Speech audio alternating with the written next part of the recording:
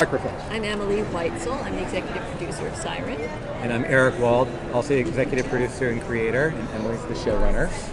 There you With go. a nice shirt on. I appreciate your journey. So how did this show happen? Well, I've always been obsessed with a little movie called Jaws.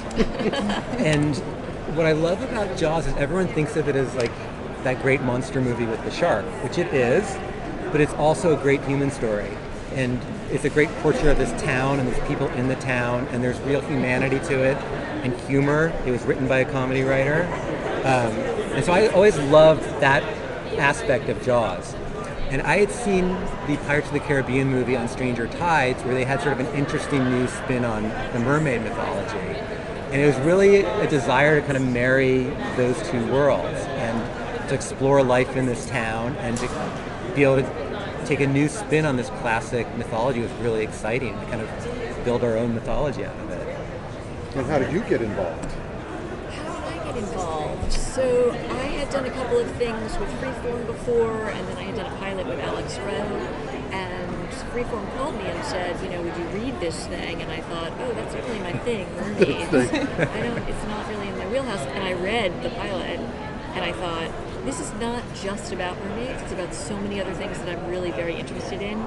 Real character stories, real people, a real town, so many other things that really interested me. And so Eric and I met and we started talking about movies that we love and writing that we love and what makes things good and what makes things work on TV and what doesn't work in a new world. And we just clicked and we just did the pilot together. Yeah. Oh, awesome. And everything else since. That's right. How much do you write of the rest of the show, the rest of the series so far? So I wrote the pilot and episode 2. Emily wrote episode 3. And then we've got a full writer's room in LA, so it's a very collaborative process. And you work with them on every episode, right? Yes. Every episode. Yeah. Awesome. Yeah. So we did see in the pilot that Chris, I believe the character's name was Chris, was struck. Yes. And then we do see Ben got bit. So do we get to see the different effects that those will have? So that's a really great question, and we wanted to be really clear and simple with our mythology. So we don't want them to be vampires. And believe me, this was discussed at great length in the writer's room.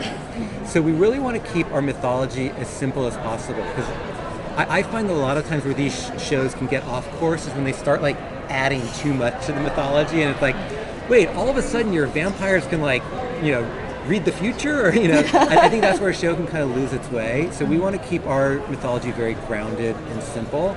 So there isn't any kind of transmission in that way, but Chris definitely is a pivotal character, and our guys are all about trying to find him and recover him.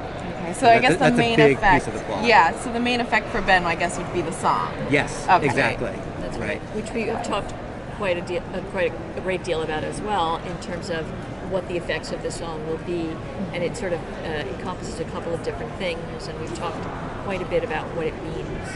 So, and for him, wrestling with like, am I falling in love with this creature, or is it the Siren song, or a little bit of both, and kind of really unraveling that in an interesting way. Again, we try to take everything to a human level as well. So yes, that's the mythology of the Siren and the mermaids, but to us, it's also a story about when you are in love with someone or you're falling for someone, what does that mean? Are you under some spell? Is that a healthy relationship? Is it not? What's a good person to be in love with and a bad person to be in love with? So those things are all supposed to be very human as well.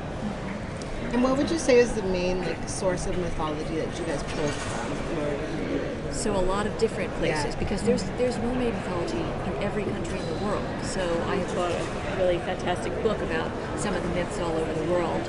And so we're going to try and pull from those myths. So people who really do know a lot about sirens and mermaids may see some of that mythology in the stories, and others who don't, I hope they'll just be great stories. And to play with the pop culture aspect of mermaids too. You know, our town obviously has its own folklore that is very sort of campy in a way, and then there's actually the real story of what really happened, which is a lot darker in that history, and digging into that in a fun way. And giving a few nods to Splash and others along the way is kind of fun too. Ariel. Yeah. Exactly. Anybody? This is probably a dumb question now, but I just wanted to clarify. So in your mythology, mermaids and sirens are the same thing, or no? Well, so obviously a siren in the Odyssey is a very specific creature. They're very different. Right, and that said, there's also a broader definition of what a siren is. Yeah. So in terms of like an alluring, dangerous woman, I think that's sort of the piece of it that we're using. So obviously they are, in terms of mythology, separate creatures, but they have aspects that overlap.